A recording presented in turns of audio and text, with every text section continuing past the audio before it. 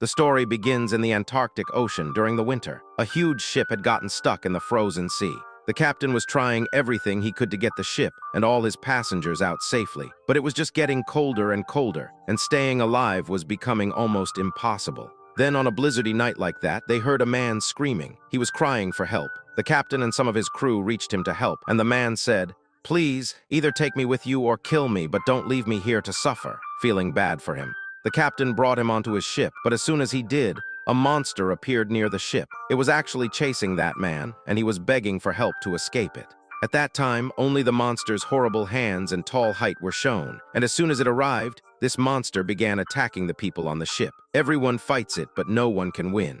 Even bullets have no effect. Seeing this, a soldier attacks it with a powerful mini rocket-like gun, but the monster doesn't die from that either. It just falls off the ship. Furious, the monster starts shaking their ship violently, breaking things inside and putting everyone's lives in danger. Seeing this, the captain hits something strong on the ice near the monster, causing the surrounding ice to break, and the monster falls into the freezing cold water and gets buried.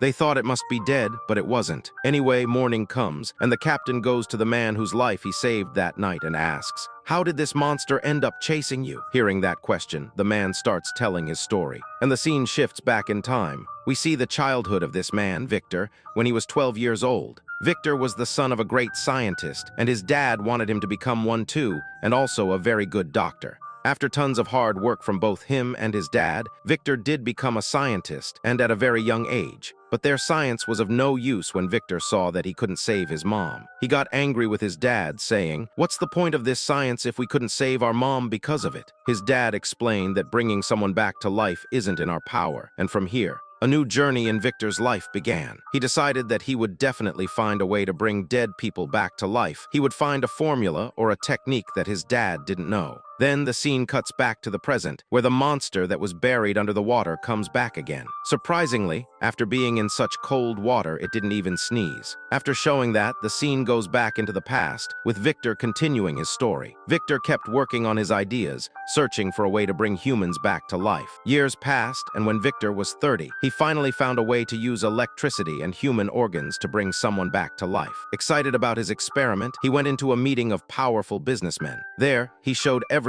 that he had brought a half-human back to life through a machine. All the people there got scared because they thought Victor was challenging God by bringing a person back to life like that, and that he considered himself to be God. They started cursing Victor and told him to stop his experiment right away. But Victor didn't stop, and he threw a ball towards the humanoid he had created. That humanoid caught the ball and even spoke. Everyone got scared and told Victor to leave right away. No one was ready to invest in his experiment. Furious, Victor left, and the creature he created was left behind, writhing in pain. Some people turned their backs on his research and success because they thought if people knew about his research, no one would ever die and the world would get too crowded with people. So after that, the sad Victor left, and then a really big businessman called him. The issue was, this businessman had tons of money and a big business, but he didn't have much time left.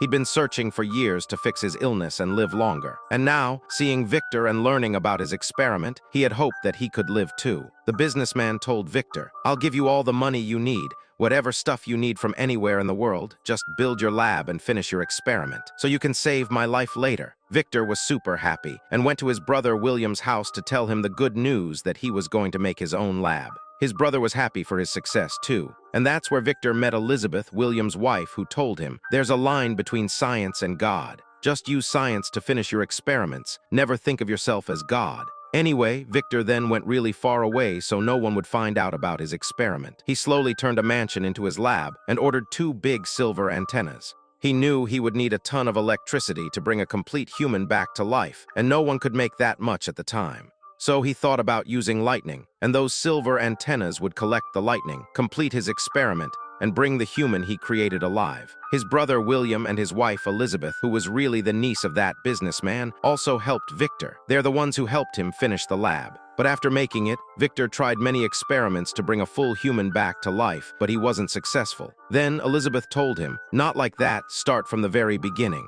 Look at yourself, make him just like you are." Victor understood Elizabeth's point and started his experiment again. He focused on his body's movements, and to make his humanoid move, he connected the skeleton and muscles with some wires, which allowed it to move its hands and feet, and even walk. He laid wires all over his creature's body. After completing its structure, Victor needed to put all the organs inside, but where would he get them? A war was happening, so he brought back a lot of dead bodies from the field, and from those bodies, he took the organs and placed them in his humanoid, just like how they are in a person. The process of creating this humanoid was very frightening. Victor cut each dead body to find the right organs. Inside this humanoid, he put someone's eye and another person's nose. Finally, when he was done building the whole body, he named it Frankenstein. He connected the body's heart to a power machine that used electricity to bring its heart to life. After making the body, he just waited for a storm with lightning and thunder so that the lightning would strike his silver antennas and make the humanoid alive. One day, a storm did come. Victor thought today was the day his experiment would be complete, and that same day, the businessman who had funded everything also came to Victor. Victor asked him, "Look, the experiment will be finished today. What do you want from me?" The man replied, "What else would I want? I just want that when I die, you bring me back to life just like you did this body. And if you can't bring me back to life, then put my heart and brain into this body." Hearing this, Victor said, "No, I won't mess with my body anymore." This made the businessman mad, and the two of them started fighting.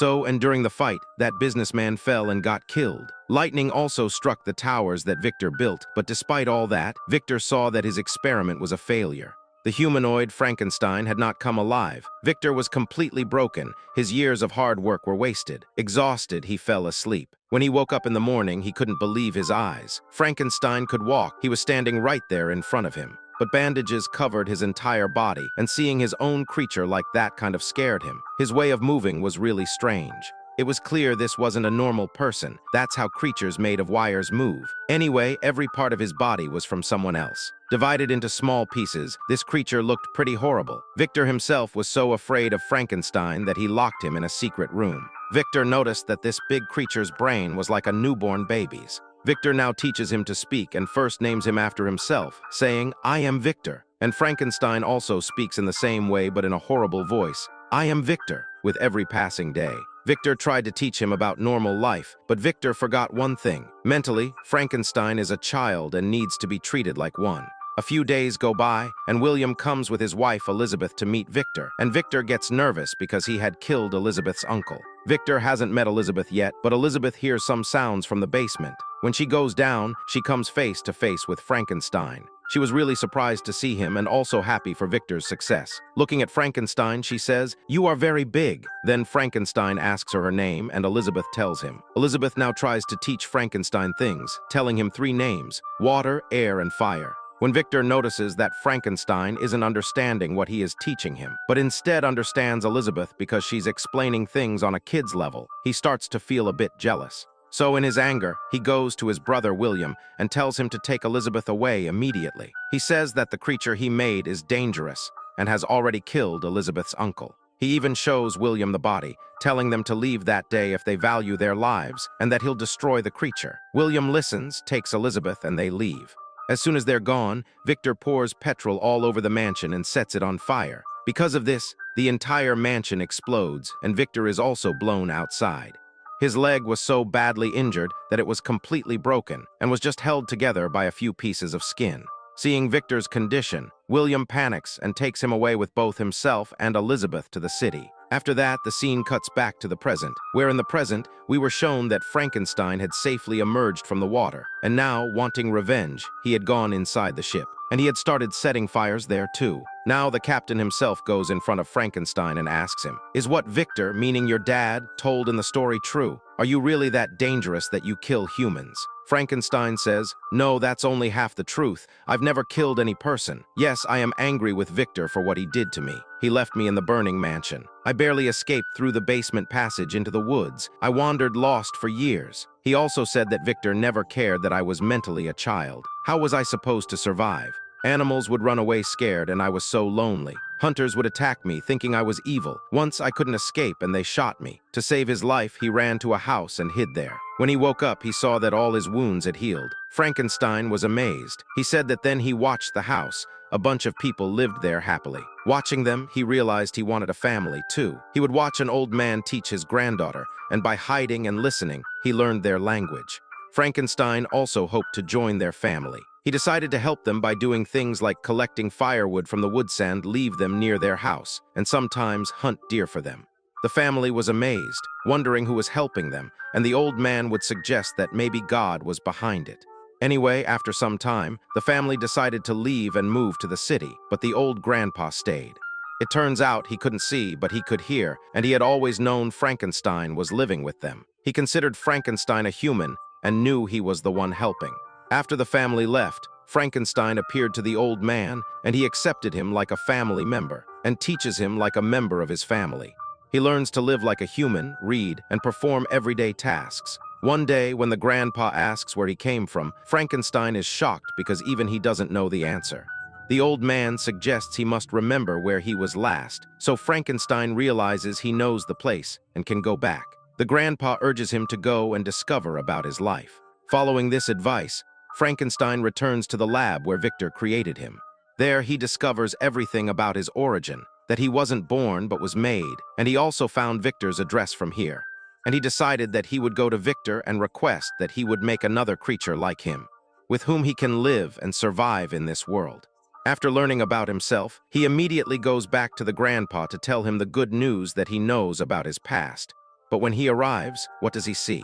Wolves had attacked the grandpa, and the grandpa was right at the doorstep of death. Seeing this, he was completely shattered. He told the grandpa, "You cannot die. You are my only companion in this world." Right in the middle of their conversation, the old man's sons arrive, assume Frankenstein is a monster, and shoot him from behind. To escape them, Frankenstein runs outside, but the men shoot so many bullets into him that he finally collapses. They thought he was dead, but he was only unconscious. The next day, he wakes up again, but now the grandpa is no longer there. His children had taken him away. Frankenstein now knew what he had to do. He had to go to Victor. Victor's address he had already gotten earlier. While traveling, when he reached Victor, then he saw that Victor and his brother William were partying. Seeing this, he got angry that he is living life in this pain, and Victor is living a life of luxury. In this anger, he attacks Victor and says that I will kill you. Victor also tells him that I want you to kill me. I regret myself that I made such a horrible creature like you. I have been regretting since the day that I made such a monster like you. Frankenstein tells him that I am not a monster, but Victor does not listen to him and is just about to attack with a bullet. But Elizabeth comes in front of Frankenstein and takes the bullet meant for Frankenstein. Frankenstein was once again broken because only Grandpa and Elizabeth were the ones who thought of him as human. In grief, lifting Elizabeth in his arms, he leaves the party. At home, due to the death of his wife, William was also in shock. He tells Victor that you ruined everything, even though Victor kept apologizing to him, but still, William kicks him out of his house. Now Victor was extremely angry with Frankenstein, thinking his brother's life was ruined because of him. To seek revenge, he searched for Frankenstein again, reached him, and in his anger tore off his nose. Victor told him, I will definitely have my revenge on you. Frankenstein replied, okay, if you want to take your revenge, then find me. Saying this, he left, and in this way, years passed. For many years, Victor kept chasing Frankenstein, bringing many things that he could use to kill him. One day, Frankenstein appeared himself in front of him and said, what in the world do you have that can kill me? Bring it, give it to me, I'll kill myself. But if I don't die, then I will kill you. Victor then hands Frankenstein dynamite, basically, a bomb, which causes Frankenstein to explode. But as always, he doesn't die and comes back to life after a while. Ever since then, he has been chasing Victor because now, according to his word, he has to kill Victor. While torturing and trying to kill Victor, that's when Victor called the captain and his crew for help. This is the very scene that was shown to us at the beginning of the movie. In the present, Frankenstein himself is telling this whole story to the captain and Victor. He says to Victor, I didn't want anything more from you. I didn't truly want to kill you. At the beginning, all I wanted was to find you and tell you to make another one like me, so I could live my life with them. Hearing this, tears come to Victor's eyes. And he apologizes to Frankenstein, saying, I didn't trust you, the one I created myself. Victor was in really bad shape, about to die, but before dying, he says to Frankenstein, you have to live in my place and also forgive me. Frankenstein, for his part, forgives Victor, and seeing their end, everyone on the ship starts crying. Finally, Frankenstein gets off the ship and, freeing it from that icy trap, pushes it out to the sea. Everyone is freed just because of Frankenstein. While leaving, everyone waves to Frankenstein. Seeing the humans drift away from him again makes Frankenstein sad, but now he's decided that he will live this life alone. And showing him like that, the movie ends here. If you liked our video, please like this video and subscribe to our channel.